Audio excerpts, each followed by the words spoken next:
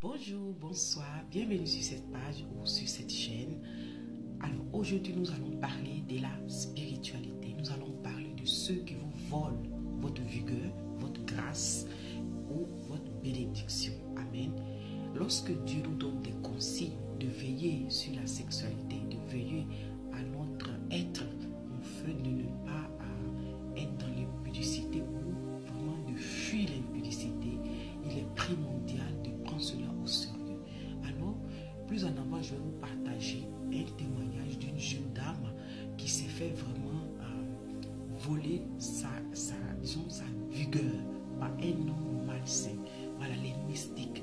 Donc, ce témoignage ou ce consigne va venir pour vous exhorter vraiment à faire attention et comprendre pourquoi est-ce que Dieu vraiment nous exhorte ou il nous conseille de fuir l'impudicité, parce qu'il est primordial de vraiment avoir cette sagesse de ne pas commettre l'impudicité hors du mariage. Voilà, il faut se marier avant d'avoir des rapports sexuels. Ce n'est pas à cause de Dieu, mais à cause de toi-même, à cause des bénédictions qui sont en toi, que tu pourrais livrer à des hommes cruels. Et la Bible nous en parle de ça. Et nous allons voir ces passages-là dans le Proverbe. Amen. Alors, pour commencer, nous allons voir le premier passage qui se trouve dans le livre des Proverbes 5, verset 9. Allons lire le texte. Alors, le Proverbe 5, verset 9 qui nous intéresse, mais bien avant, j'aimerais lire le verset 8 qui dit: éloigne-toi du chemin qui conduit chez elle et ne t'approche pas de la porte de sa maison. Verset 9. De peur que tu ne livres ta vigueur à d'autres et tes années à un homme cruel. Amen. Ici, le texte parle de la femme adultère du Proverbe 5 et d'un homme cruel aussi. Mais la femme adultère, il est aussi de la genre masculine, ok? Vu que je suis une femme, le conseil est prodigué pour mes jeunes soeurs, pour les mamans, pour les futurs mariés ou les jeunes filles. Voilà, de faire attention. Mais cela aussi est applicable pour la gente masculine. Parce que aussi il y a des hommes qui doivent faire attention à certaines femmes qui sont mystiques, comme des hommes sont mystiques aussi. Si vous vous souvenez, j'avais donné un témoignage d'un jeune garçon de 25 ans où il y avait cette dame qui vivait aux États-Unis, voilà, qui lui donnait de l'argent. Et bon, par la grâce de Dieu, sa maman a pu repérer vite le soir et ce n'est pas allé trop loin. Amen. Donc, revenons à notre histoire. Alors, ici, ça nous parle d'un homme cruel. Pourquoi j'ai choisi ce verset 9? Parce que le témoignage que je vais vous donner, il s'agit d'une jeune dame qui a connu un homme voilà, disons, pour un temps, voilà, qui vraiment a volé sa vigueur. Voilà. Je ne sais même pas si la sœur a été vraiment totalement restaurée. Voilà, mais vous comprendrez pourquoi je le dis. Elle a été vraiment restaurée. Parce que elle s'est fiée à d'autres pratiques pour pouvoir s'en libérer. Mais je crois et je suis convaincue que cette jeune fille s'est confiée au Seigneur. Alors c'est quoi la vigueur? La vigueur, le dictionnaire, le Robert, nous fait comprendre force, énergie d'être en pleine santé et dans la plénitude de son développement. Amen. Donc ça nous parle de tout notre être, la force que nous avons, notre être, la vigueur, l'énergie, voilà, la capacité de réfléchir, la capacité intellectuelle, la capacité, les forces que tu as pour travailler qui concernent à ta vie. Amen. Et aussi, si on veut aller voir la rousse, qu'est-ce que la rousse dit aussi à propos de la vie? Alors, la rousse nous fait comprendre que c'est énergie vitale et la force, la capacité, l'énergie physique ou morale. Donc, c'est tout ton être, en fait. C'est tout ce que tu es.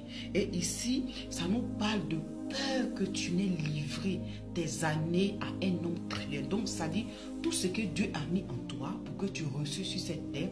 Il y a de ces hommes, il y a de ces femmes, voilà, qui viennent repérer vos grâces et qui vous pillent, qui vous volent les bénédictions que Dieu nous accorde.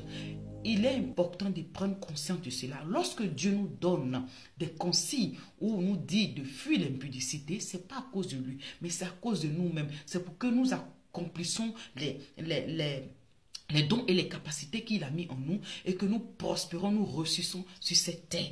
Et l'exemple de Joseph, si vous vous rappelez, Joseph a dû fuir l'impudicité. Parce que la femme de Potiphar, si elle arrivait à sa fin de sa mission, Joseph n'aurait pas dû être premier ministre de l'Égypte. Donc, il est important. Il y a des gens qui sentent, qui voient la grâce que vous avez sur votre vie. Et ces personnes, à cause de rien, à cause de l'argent ou à cause de... Voilà, je ne sais même pas comment je vais dire. Un rien comme ça, il peut vous voler votre bénédiction. Et puis, c'est parti. Et vous devenez fané. Vous n'accomplissez rien. Vous devenez rien dans la vie. Et puis, voilà, c'est fini pour vous dans votre vie. Vous avez tout perdu ce que Dieu vous a donné. Mais si vous êtes des personnes spirituelles et que cela, peut-être, s'est passé dans une vie, dans votre ignorance, Dieu, il est capable de vous restaurer. C'est vrai que ça va vous mettre en retard, mais il est préférable de suivre les consignes de Dieu, d'éviter ces retards ou peut-être même perdre sa vie ou perdre sa vigueur. Amen. Alors, voici le témoignage. Alors, ce témoignage, je l'ai écouté sur les réseaux sociaux et en plus, une personne à moi vraiment très fiable a redonné ce témoignage.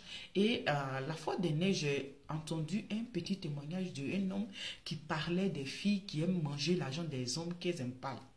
Et cela m'a incité à vraiment faire ce message afin de nous exhorter et de nous mettre en garde sur ces personnes cruelles, ces personnes de mauvaise foi, ces personnes vraiment mystiques, de faire attention à ces personnes. Ils sont capables de nous voler notre vigueur ou notre grâce ou les bénédictions. Amen. Alors voici ce témoignage. Ce témoignage, c'est une histoire d'une jeune dame qui était assez indépendante, brillante, voilà, qui décide de faire un voyage avec sa copine.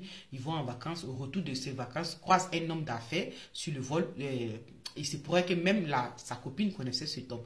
Donc, ils s'échangent les contacts. Le monsieur, voilà, prend les contacts de la fille. Il rentre chez lui. Elle rentre dans la nation où elle est avec sa copine. Quelque temps après, le monsieur appelle la fille, disant qu'il va venir voir la fille dans la nation où elle se trouve. Elle accepte. Le monsieur vient, elle invite sa soeur et sa copine. Ils vont faire une soirée à trois. Ils finissent de manger, finissent de passer la soirée. Le monsieur rentre à l'hôtel, les filles rentrent à la maison. Quelque temps après, le monsieur appelle la dernière, lui dit: ah, j'ai quitté ma nation pour venir te voir et tu me laisses passer seule la soirée, sachant que demain je rentre. Donc la fille décide de rentrer à l'hôtel parce que le monsieur l'avait convaincu de venir la voir. Ils vont passer la soirée ensemble. Elle rentre là-bas, bon, ils se font les câlins. La fille, elle met même la chemise de ce monsieur comme chemise de nuit. Maintenant, il décide de se faire des câlins jusqu'à ce que, voilà, ils s'embrassent, font petits câlins, tout ça. Le monsieur descend dans ses parties intimes jusqu'à ce que la fille, elle a commencé à sentir quelque chose de bizarre en bas. Du coup, elle a repoussé le monsieur. Le monsieur, voilà, il s'est excusé. Ils n'ont rien fait. Ils sont couchés. Et le lendemain, le monsieur est retourné dans son pays. La fille, elle a la maison. Quelque temps après, la fille commence à avoir des problèmes de santé. Et ensuite de ces problèmes de santé, elle perd son boulot, elle perd sa maison. Donc, la fille était revenue à zéro, elle était amoindrie. En fait, c'est comme elle avait perdu tout, quoi. Elle avait même la chance, même si un frère dit personne ne lui donnait. Donc, elle contacte le monsieur avait bloqué tout contact. Elle appelle sa copine pour lui dire: ah, c'est comment le monsieur, il est venu, voilà. Effectivement, rien ne s'est passé, mais voici ce que le monsieur a fait en bas de moi. Mais à partir de cela, j'ai ces problèmes jusqu'à ce que je perds mon travail. Donc, sa copine dit: ah bon, franchement, je le connais comme ça parce que c'est un homme d'affaires, mais c'est pas que nous sommes trop amis. Bon, la fille décide d'aller voir une autre fille, explique cette situation, qui lui dit: je vais t'amener chez quelqu'un qui va te laver. Elle allait faire ses pratiques, là, se laver, ça n'a pas tellement marché, mais elle a trouvé une autre fille qui lui a parlé d'un homme de Dieu. Le monsieur l'appelle disant que lui veut faire d'elle sa femme, tout ça, il veut la marier. Et la fille, par contre, elle avait refusé parce que le monsieur qui l'avait lavé, les gens qui avaient prié pour elle avaient dit que le monsieur allait rentrer en contact avec elle, mais de refuser. Donc la femme a refusé. Donc tout ça pour nous faire comprendre que nous devons fuir l'impudicité. Bon, pour ceux qui ne sont pas encore mariés, vraiment fuyez l'impudicité, fuyez le sexe hors du mariage.